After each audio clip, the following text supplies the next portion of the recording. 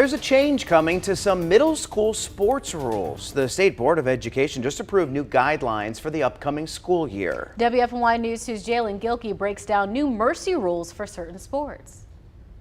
Yeah, guys, we all know that middle school sports can be rather hit or miss. Usually the kids have a good time, but there are some instances where one team is significantly more talented than the other, and that can lead to some rather lopsided scores. So to prevent kids from becoming discouraged, the North Carolina Board of Education implemented new mercy rules for middle school baseball, basketball, football, soccer, and softball. Allen J. Prep Athletic Director Montrez Shaw tells me he understands what the state is trying to accomplish.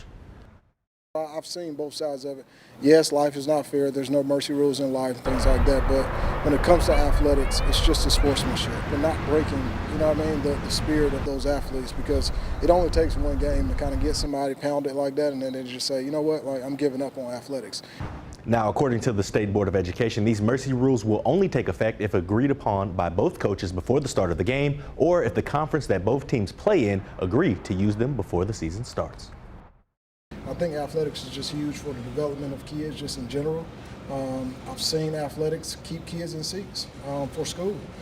So I think it's huge. I'm a fan of athletics, man. I'm always going to vote for it, but it's got to be done the right way. And I think this rule will kind of keep it, linear and make it the right way. For full details on how these new mercy rules will impact middle school athletics, search for this web story on our website for a full breakdown by sport. I like the fact that there are options. I mean, schools can agree, ahead of time, or the conference itself can make that determination right out of the gate.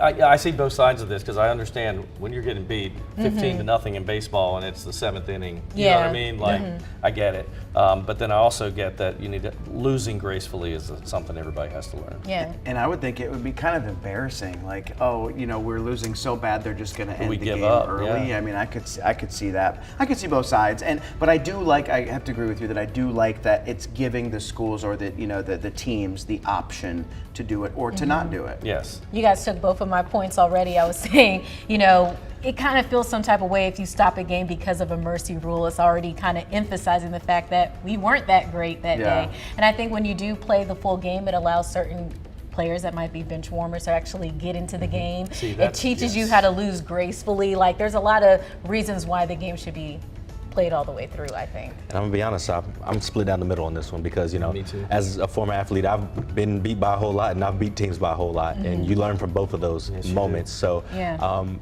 providing these options, it's good, because, like I said, middle school can get a little ugly. If you got one player that is really, really above the rest, it can get real nasty real fast. 35-0. Exactly. Yeah, right. and I've seen games like that where it's two girls on the basketball team just killing, and everybody else is just standing around. Yeah, you're just kind of like. But like Mr. Shaw said, it kind of just takes away from the spirit of the kids, right? We don't want the kids' spirit to be crushed. So I understand why this has been implemented. All right.